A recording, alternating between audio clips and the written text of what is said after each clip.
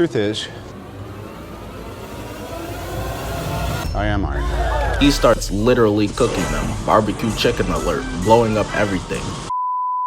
Shout out to Blank Boy for collabing with me on this video, and without further ado, let's go. So it starts off where we see Tony Stark, genius billionaire playboy philanthropist. He out here being jolly and geeking with some soldiers in Afghanistan. I would feel jolly too knowing my bank account balance looking like Tiana Trump's body count. But hey, money's not everything. Look at my boy Kai Cenat, got his bitch took by NBA Youngboy, and Aisha doing Steph Curry bad too. This shit over with, man. We're all fried. So anyways, the soldiers try to take a pic with bro. Truly starstruck. This is how most of y'all would be if LeBron James was sitting next to y'all. Shit, some of y'all would take the dinner with LeBron James in the 500K. You know who you are. But by surprise, the transport convoy in front of them gets absolutely nuked and Tony Stark gets scared as hell. I mean, what did he expect to happen? You're in an area where people use the sound of bombs as alarm clocks, looking like a Call of Duty Warzone map. So the soldiers get cooked and Tony Stark the only one conscious. And bro running for dear life, running from the grind, you boys are chumps. He starts calling for help and he sees the same bomb that he manufactured right next to him. Oh, how the tables have turned. Imagine going out like that, getting murked by the same thing you created. The bomb explodes and we see him lying there, absolutely devastated. Those soldiers had one job. But we flash back though, 36 hours earlier at Tony Stark's event. And we see a presentation of Tony's past and when Howard Stark kicked the bucket in a car accident. Yeah, it was an accident, alright. And I covered it in my last video. But hey, let's lock in. The video will pop up at the end, don't worry. So Tony Stark gets awarded for releasing bombs across the Middle East. Like Hiroshima and Nagasaki. They giving out awards to anything now. And speaking of Tony Stark, where the hell is he? Oh right, he out here gambling and being around the hoes. The Floyd Mayweather lifestyle. And then afterwards, Rhodey pulls up. Rhodey wondering, what the hell is you doing, cuz? You supposed to be at your event. But this dude Tony on 5 shots of Don Julio. This dude doesn't know what the hell you talking about, Rhodes. Tony leaves the casino and sees a woman trying to report him. They do a little interview, but Tony sees her as more than just a reporter, you know what I'm saying? What's up? I'm trying to crash. Tony invites her to the crib and he gets to crushing. Gets to making her slump like these. Next scene is where Tony enters his private jet to go to his weapon showcase and Rhodey gives him the talk. Hey Tony, I need you to lock in. You've been bullshitting lately. Tony asks him if he wants a drink and he's like, no, I don't want a drink. Stop the cap. Stop the cap right now. Stop the cap. Tony and Rhodes get drunk as hell, looking like SpongeBob and Patrick in the movie. What could be better than this, man? Getting drunk with your homie, rich as hell, 3 stewardess models dancing on stripper poles, no Will Smith music blasting? Thank you, cause this shit garbage, nigga. We finally touch down in Afghanistan, where Tony Stark is presenting the Jericho. This dude Tony really prepared a speech for his weapon of mass destruction. Bro can't wait to turn huge amounts of people into KFC. Talking about some, is it better to be feared or respected? I'd say. Is it too much to ask for both? Then he launches the Jericho and look at this dude. Or a farmer final boss. Relax, we see the fit. So later after that's over, Tony tells Obadiah that the presentation went well and he finna go home safe and sound. Who gon' tell, bro? Now we go to the present where we started. Tony Stark gets kidnapped by the 10 Rings, a terrorist organization. This gotta be the worst situation to be in. Either this or a Travis Scott concert. Either way, you're most likely dying. Peep this dude recording Tony. He's like one of those motherfuckers who record they ops and make them do dances and shit. So Tony gets imprisoned in a cave and we see this dude, Ho Yinsen. He's the one who's been keeping Tony alive. Bro got my boy hooked up to a car battery. Damn, those terrorists did Tony that bad? The terrorists pull up on them and Yinsen tells Tony to lock in before he gets to bite in the curb. Welcome, Tony Stark. I don't know if you know this, but you're the biggest mass murderer in America. So we want you to make the Jericho for us. Tony like, nope. But that was a big mistake. They start using the torture methods. I mean, what did he expect from terrorists? He thought there was gonna be like, oh, okay, I understand you. We'll let you go now. This is not a Disney fantasy, Tony. This is like expecting Dave Blunts to put down the cup and to put down the cheeseburgers. They take Tony outside and we see all of his weapons. The horror in this dude's eyes. This is what I've been doing to people? I belong here, faced ass. So against his will, he agrees to make the Jericho for bro. You lying? Yeah. Tony is not finna make that shit. The crazy part is that the terrorists said they'd let him go when he's done. Liar! So both of them are just capping their ass off. He's nothing but a lion, boneless, ink squirting, big nose phony. So they go back to the cave and Yinsen gives him the pep talk to get out of this joint. Stop being a bitch and do something about it. Fight back, nigga. What's the point? He's gonna murk me anyways and I'll probably be dead myself in a week. Well, this is a very important week for you, isn't it? Yinsen made my boy Tony immediately lock in. So while the terrorists think they're working on the Jericho, Tony is really working on something bigger. Well, technically smaller. He's working on a miniaturized arc reactor that he needs to survive without the car battery. That arc reactor can run 50 lifetimes, and the crazy part, no one currently in the MCU has managed to figure out how to make a miniaturized arc reactor. Not even Riri, who dissed my boy Tony. Do you think Tony Stark would be Tony Stark if he wasn't a billionaire? No shade. Shut up, bitch. Y'all don't know what I'm talking about. Ain't nobody watched that shit. So this one guard, Raza, who trying to look all cool and shit, looks at the camera. He notices something is off. The type of shit you do when the animatronics in FNAF start moving. Also the type of shit you do when your girl knows all the 2K animations. Like, bro, who taught you this? He like, hold up, wait a minute. Something not right. While Tony and Yinsen think shit sweet, they don't know the guards finna pull up on them and make them bite the curb. I know y'all niggas ain't them tasting this shit. The guards look at the progress and they didn't even do shit. Zero progress on that missile. Looking like Kai Cenat's Nigerian school. That shit never getting done. This is what the workers are doing right now as we speak. So Raza's like, so I let y'all live and this is how you repay my generosity? We're working, sir. It's a very complex missile. And to what I was expecting, they start making Yinsen bite the curb. Not just the curb, but making him eat burning coal. So they give them a chance to make the missile. And if they don't have the Jericho by tomorrow, they gonna have to say goodbye. But Tony continues acting like he's gonna make it, but he's really making an escape plan. He makes his suit and look at this, man. The sounds of manual labor and the Home Depot theme song. This is how you make a cinematic universe, man. So anyways, they're finishing up the suit and they just need the final touches to dip out of that cave. But Raza peeps them on the camera again and demands the guards to see what's up. But these goons don't know. Tony and Yinsen planted a bomb and the guards try to open and the doors explode, which causes Raza to alert more goons to go after them. Tony and Yinsen are waiting for the suit to power up, but this suit taking longer than Netflix dropping new seasons of shows. So Yinsen, the real G that he is, tries to buy Tony some time by going after the goons. Bro starts blasting his gun like the dude who bought his first AR. But Yinsen, your time has come. And it doesn't end good for bro.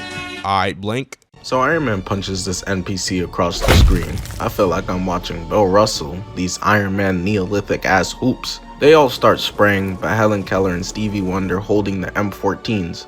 So Iron Man sneaks them, one-shotting the three of them one by one, and then they had the audacity to try and be all cinematic, showing this slow-mo shot of this bum-ass suit. I'm crying, bro. That's like flexing beat-up forces on the gram. Iron Man's tinfoil suit is eating these bullets, getting smacked into the wall. He doing them so insanely crazy, the writers started having fun with it, got him doing Tom and Jerry flips off pain. They realize that this is not your average American, obese and illiterate, so they start running away while he's hawking them down, eventually able to get behind the door to hide, leaving their homie outside, and they just sitting there listening to him get abused out there. Iron Man's able to get in and they all run away, going for a hit, getting weaved, and now he's stuck there, hitting bullshit shoulder moves instead of going after the rest of his enemies, shaking my head. But he thought he had free reins and gets the bullet deflected. I know he watching the kill cam disappointed as hell. How'd you mess that up so bad? Iron Man was literally AFK. The main op shoots off a rocket launcher, to which Tony leaves and returns with one of his own. Only to when the dust is clear, he kneels down and sees that the doctor has been shot and is gonna die. Tony is heartbroken. That's been his best friend for like 10 minutes, so when they're spawn camping him outside of the cave, they should have known. All he could see is red. He starts literally cooking them, barbecue chicken alert, blowing up everything, and takes this time to try to escape up out of here, hitting this button in order to fly up, but his jet propulsions are held together by tape and cardboard boxes, so what goes up must come down, falling all the way down and crash landing in the end. So after packing up all those people, Tony is hopeless and alone in this dry-ass desert, desperate to look for civilization. But Rhodey manages to find Tony, which means it's finally time to come home. So after Tony's been in prison for about 3 months, the first thing he thinks about is American Eats. I know them guards was giving bro straight chum bucket food. Bro wanted eats that didn't contain toenails in them, or Krishan Rock's music. Shorty, you make this grass. So in the press conference, he announces to the world that he's done manufacturing and selling weapons, and the entire press and stock market is in chaos. I mean, with his own eyes, he's seen his weapons fall into the wrong hands, so it was the logical approach. We cut to the scene where Tony is actively making his Mark II suit, and while that's happening, the 10 rings collect the scraps that Tony used to escape the cave to make their own version of the Mark I suit. So Tony tests his Mark II suit and flies across LA, bro yelling like he's on a roller coaster, and he's like, fuck it, let's fly up and see how long the suit can last. But that doesn't last too long because the suit gets frozen up. The power shuts down and he starts hurtling down hundreds of feet. But you know Tony Stark is that guy. This is not the end of the story. He reboots his suit and heads back to the crib. Jarvis, kill power. Y'all are trash. We cut to the scene where Tony Stark is dancing with his assistant and soon-to-be future wife, Pepper Potts. He almost tries to kiss Pepper, but he pulls the ultimate hezzy by stopping the moment their lips are about to touch. Don't rush me, Katie. I'm just not ready. Pepper was ready to tweak out. The reporter that Tony banged a few months ago lets Tony know that Stark Industries is still making weapons even though he announced that he stopped. Tony confused. Then he realized Obadiah betrayed him by continuing manufacturing weapons. The wildest part, he was selling the weapons to the 10 rings, the same people who held the CEO of the company hostage. Tony Stark thinking, how am I gonna get my get back? I can't let this slide. I've got to ratio this nigga! So he weaponizes his new Mark III suit and flies back to Afghanistan. Meanwhile, the 10 rings are causing havoc, hurting innocent families. But when my boy Tony finally pulled up, I knew they was finished. Tony rocks his shit, which sends him flying. Then he blasts his repulsors to the terrorists. But we see the 10 rings have guns pointed at the innocent families. But Tony chills for a second, and we head to first person mode. Tony fires multiple bullets at the same time to kill them. Tony was like, say goodbye. Abu out here ducking the fade. But Tony finds his ass and throws him to the ground, and without his weapons and goons, Abu is as useless as Ben Simmons. What does he even do? Tony then leaves him with the people. Beat his ass for me, y'all. And they looking at him like, so, you like kicking butts, do ya? Well, we'll show you, old man! There he is! Go get him! Tony finds even more of his weapons and tries to destroy them, but a tank blasts him to the ground. He peeks at the tank, then leaves the shot by the tank, then responds by shooting at it. Bro turns around and walks off like a motherfucker who knew his shot was gonna go in. That's why he's the GOAT!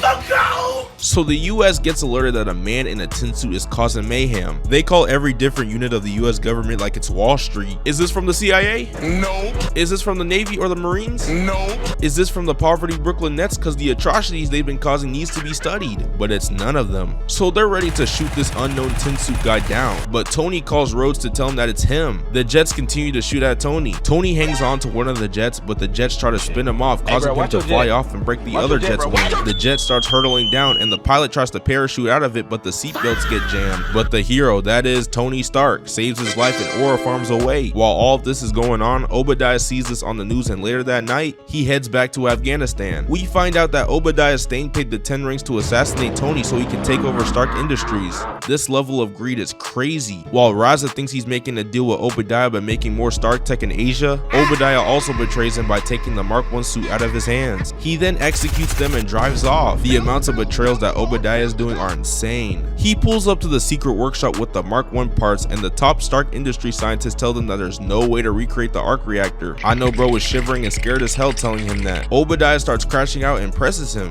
and we get this iconic scene. Tony Stark was able to build this in a cave with a bunch of scraps. The scientist's like, I'm not Tony Stark, sir. So Obadiah thinks of a brilliant idea. Since he doesn't have the knowledge to recreate the arc reactor, might as well steal the one Tony already made. He pulls up to Tony's crib unannounced and paralyzes him with the gadget and steals his arc reactor. You think gatekeeping shit like this was gonna work, Tony? I am better.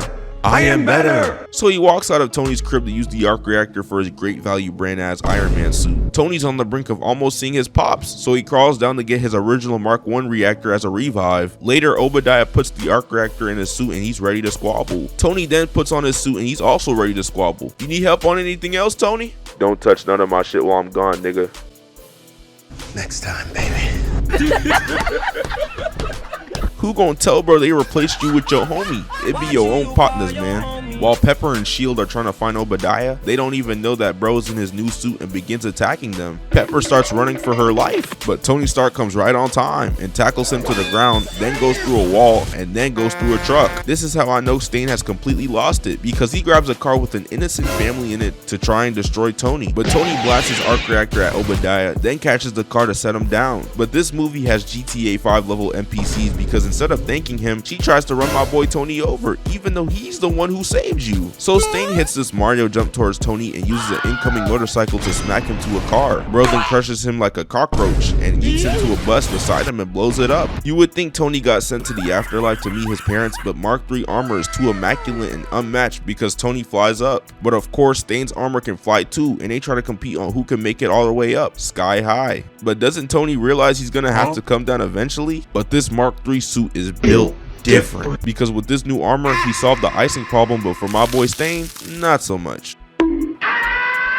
But Tony starts HP almost at 1% and he crashes into the top of the building. While Tony thinks Stane is dead, does he know Stane is right behind him? Tony leaves Stane's punch and tries to counterattack, but okay, we are cooked. bro, where your shit at? Then Stane rocks his shit. Tony comes back with the Falcon Punch, but Stane grabs him and tries to crush him. Tony tries to think of a way to attack, but Jarvis tells him that everything is offline like that one Avengers game. That game was so buns they had to pull the plug on the life support, but one thing is not, his flares, and he uses it to hinder Stane's vision for a second. He then calls Pepper to overclock that big ass arc reactor. While Tony is trying to beat Stane's ass, he throws it to the glass ceiling and destroys it, leaving him hanging. Tony tells Pepper to hurry this shit up. But you died, Tony. Just do it, bitch. While Stane trying to yap and say some BS monologue, the arc reactor's electricity blasts him and Stark. But for some reason, Tony survives this, but Stane doesn't.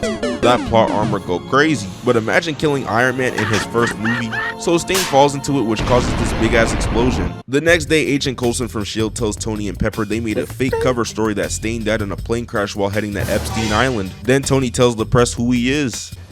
Truth is, I am Iron Man. Which wraps up the video. Again, shout out to Blank Boy for collabing with me on this video. Y'all go like and subscribe to the channel. Y'all go follow my IG, and I'll see y'all later.